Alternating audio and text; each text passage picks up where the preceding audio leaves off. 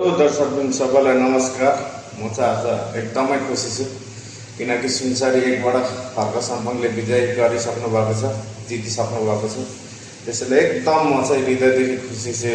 हिजो अस्तिसम्म त हल्का टेन्सन भइरहेको थियो है, त्यस्तो मान्छे, त्यस्तो राम्रो मान्छे होइन, त्यस्तो सपोर्ट गरेको मान्छे हारेर सुनसरी एकमै भनेर कस्तो भइरहेको थियो। बल्ल मन खुसी भयो र उहाँलाई जतिजनाले पनि भोट हाल्नु भएको छ सबैलाई हृदयदेखि धन्यवाद।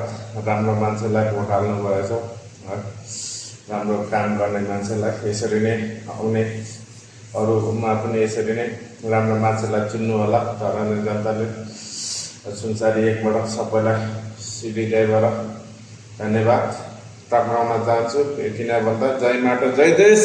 आज चाहिँ धेरै नै खुसी छु है, हर्क सम्पङले जित्नु भएर। ल।